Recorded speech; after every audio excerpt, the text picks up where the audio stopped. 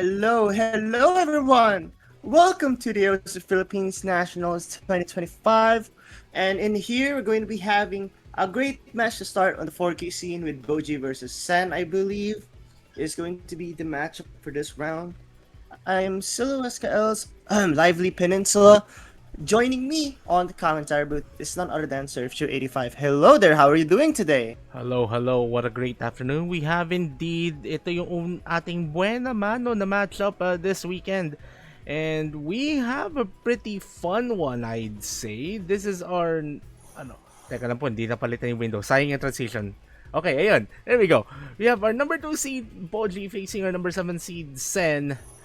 And I wanna say na like while the seeding difference is still pretty big, like we're getting to that stage where the players should be at least capable of be capable of keeping up with each and everyone at this point. Like there will be some subtle differences in gameplay that you will see much later between these players, pero that's kind of part of the thing regardless. Mm-hmm. Yeah, I'm actually really interested to see how this matchup will go.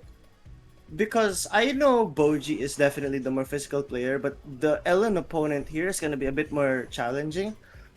I forgot what the previous matchup was for bojii. Whoever seed 15 was. Si ano ata yun? Si Okay, Sakuragi was Sakura. 16. 15 We was... Wait, I'm trying to Yeah, remember. I know the we can look at name. this. There we go. Si Hago. Yeah, yun si Hago. Yeah, Hago Yun. is... Yeah, Hago is proficient at all skill sets still, but Sen is definitely more of an more Ellen oriented than Hago. So I'm really interested to see how this matchup's gonna go. Okay, so ano na po, we're waiting for how this match is gonna go for the most part. Well, anyways, here we go. bojii will be opting to protect Rice 4. Ikaw ata mas makakaano dito. Mas merong insight dito sa ating mga picks. Okay, siguro I actually don't think this is the best protect for bojii. Parang I understand where he's coming from, ha? But like Rice 4 is a stamina pick sa pagkakaalala ko. And ang problema dyan is I know Sen is also very consistent sa mga picks na ganyan. I really think it should have been Rice 6 instead or Rice 5. Kasi those picks will force Sen to FC stuff and tingin ko hindi mangyayari yon in a very in a high pressure situation, like, or rather a lower chance of it happening. Kaya I really think bojii's strategy here should be try and get Sen to miss on some of these picks. Kaya medyo nagtaka ako. Iyon, sabi na nga ba, like Sen banning Rise 6. Exactly what I expected him to ban against someone like bojii. Kaya tingin ko Rise 4 wasn't the best choice for a protect. Ay naman kaysa naman in terms of their protect, LN1 ang kanyang LN1 was Sen's protect as you saw earlier. And as you mentioned, like bojii might have walked into this position na like ban where one of the harder charts in the pool is getting banned, pero I'm pretty sure Okay. this ban will be done in the retaliation to that. There you go, Minor LN4. correction pala. Ano yan? Medyo mali pala yung naisip ko. Alam mo, sanay pa din ako sa last map pool and also I'm actually doing something else right now. Hindi ko na lang sasabihin ano yun. Pero yun na nga, Rise 4 is actually core jack, which is okay. Yun. Okay. Siguro, I still disagree. I really still think it should have been Rise 6. Kasi, ganito kasi yun. There was a new perspective that was offered to me sa isang tournament na nilalaro ko. You have to consider as well the chances of the opponent banning a chart. I don't think Sen is gonna ban a core jack pick in the first place. So parang, it's kind of like an protect to me. Gets mo? Like, you have to protect your strengths, yes. But you have to think about, how likely is my opponent to going to ban this? Tingin ko it's not gonna be a high chance in general. Kasi kung low probability of getting banned lang din yung chart na yun, parang masasayang mo lang din yung protect na yun. Yeah, kaya nga nagtataka ako eh. So, okay. So, King World. This one is stream heavy hybrid. I can see why bojii would pick this. I also can see why he would avoid this kasi there's a lot of elements. Looks like bojii is probably gonna test the waters on how well Sen's act is. Kasi this one is pretty high act based eh. Kaya naiintindihan ko why bojii would pick this first. Siguro gusto niya muna i-test si Sen here. I mean, at least from what I see, like Sen is one of those people who would thoroughly shine in a round like this. Like the difficulty of this pool is like well within his ballpark, well within Sen's ballpark really. Pero a few 200s might have shown a bit of inconsistency really. Ganyan, like this is kind of like the thing about these high action that we'll see in the 4K division of PHNats. Like you're expecting the best of the best in accuracy, the best of the best in consistency as well in this tournament. And right now, like both are very consistent. It's just that like Sen just dropped accuracy much more than what we would expect bojii to drop at least for this very moment. Yeah, yun na nga. Boji's definitely testing Sen's accuracy. If you put this score against a lot of the lower seeded players, this will definitely have a good chance of winning. But this is definitely not a low seeded player. It's bojii here you're talking about. Yeah, indeed. Kaya nga siguro bojii here is testing kung gaano ka okay yung act niya at kung gaano ka consistent si Sen sa picks na like na ganito. So I can understand where bojii is coming from. And that's definitely a really good decision. 99.86 on something like King World is really impressive actually. This is the Ellen parts. Like these parts where I was thinking, really? bojii wants to go for something like that? Kaya nagtaka talaga ako eh. But hey, so far so good. So far so good for bojii actually. Yeah, and Sen, despite dropping, that wasn't the dirtiest miss. Oh wait, there's a very funny Ellen part here. If you mistime it, it's over. Okay, let's see. Wait. Here we go. Okay, yeah. I mean, both went through that just fine. Yeah, buti na lang it's OD 7.7. Okay, very clear ratio difference actually. Pero, the 200 count, in fairness, is actually pretty close. 7 grades, 5 grades, not too far apart. Pero, a lot of bojii's ratio capabilities are definitely really carried really well. So, I'm not surprised to see that. Okay, so ano naman tayo? Si Sen naman, kay Sen ang bola. Nasa kanya naman po ang bola. Nasa kanya ang bola. Very true. Buti na lang at walang jump ball dito sa Mania. Imagine mo paano mo i-jump ball 'yan. Anyways, technically the jump ball is the roll actually. Technically yun yung jump ball. Fair enough, pero like when we're talking about like in-game talaga, not the start of the game.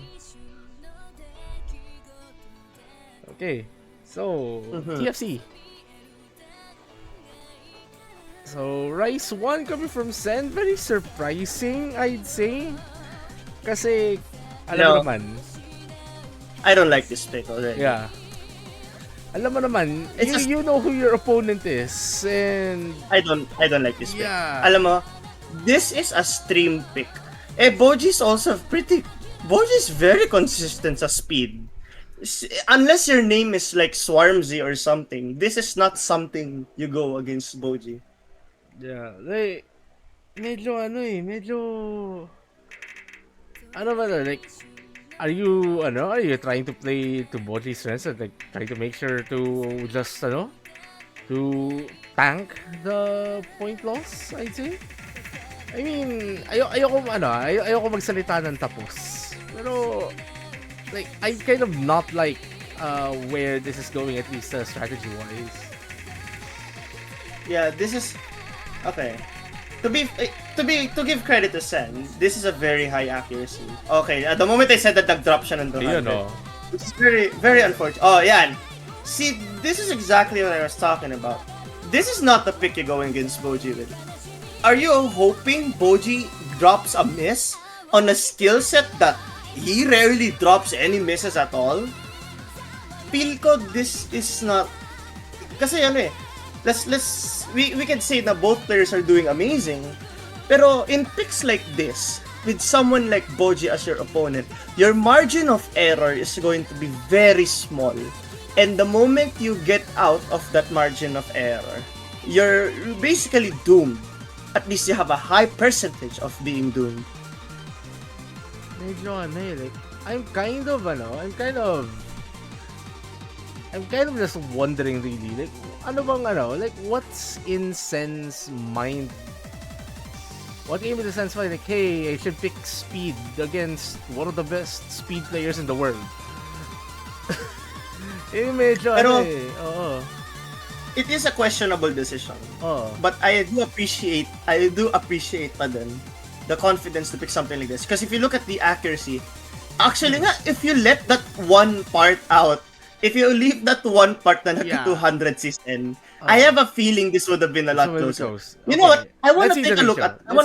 Let's see the ratio. I know, 165 against 252. Okay. To be fair, this is pretty close. But the greats and the goods kind of defined it already. Kasi ganito yun eh. If you're playing Rice against bojii, the best way to beat him is you get a double S and hope that the ratio is good enough. Or you hope that he drops at 200. Indeed. Sadly, on a pool like this, ang labo mangyari nun. I mean, what Sen has going for them at least, mas mahaba na yung match na to by one more chart. So, best of 11, like, you can lollygaggle in this match by just a little bit. Pero you still don't want to drop that that far back. Also, that word, kung nanonood kayo ng SpongeBob dati, like yung pre-movie SpongeBob, you would know that word. Okay, so Hybrid 2. I see where this is going now. Okay. I think bojii is trying to lead Sen into a trap here. Inuubos Kasi, inuubos agad yung mga possible safe picks si Sen eh. Like if it it's comes too close. It's a very good strategy Kasi tingnan mo to. The moment that if Sen picks an LN, sabihin natin na panalunan niya lahat. The only thing that would be plausible left to pick is the hybrid. You take that away, you win all those picks. Exactly. Kaya I think bojii's strategy here is very intelligent. Even kasi, ganito yun. Even if let's say bojii loses this pick it still is going to run out a lot of hybrids. And not to mention, what's the chances of Sen winning on the LN picks? Kaya very, very intelligent pick ito. The only problem though is this is one of the harder hybrids. Actually this is the hardest I think out of the 3 hybrids. So, but I do know bojii is super capable of getting a good score here. Kaya ayun, I just think bojii is playing his cards extremely well. Okay, like as you were mentioning that we saw a 200 coming from Sen and that already drops them to just above 99.7%. And for the pick this short, that might actually be like what the defining factor in bojii scoring this point. Like if things stay as is, like what Sen needs to hope for is like a breakdown from their opponent. I don't see bojii dropping any misses. Actually nga. Pero, again, like what I'm saying, Sen is performing really well. 99.66 on this is no joke. That would beat a lot of players. Pero it would require a miss talaga from bojii to even give a shot. Yeah. Yun nga lang, that's already a big part of the difficult sections of the chart. Though there is still the ending, and I know the ending shouldn't be something the players should let up for. I mean, if you look at it, it's 1/3 left, and there's still so much score that has to be there. Yeah, you have like what 0.2% between these two players. Like one mess up from the player in the lead, and Sen could easily catch up to bojii. Pero the same risk as well for Sen, like one drop here and that's point number 3 for boj. Yeah, that's the problem. I don't think bojii's gonna drop. Like, why are we seeing a double FC by the way on this? Yeah, it's actually wild.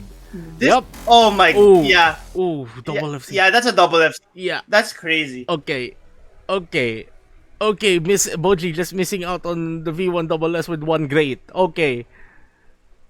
Alright. I mean, the fact that Sen also full combo this is insane. The Yeah. fact that we're seeing two full combos in this pool, like we made this pool to be as hard as it should be for quarterfinals, and people are still full comboing this.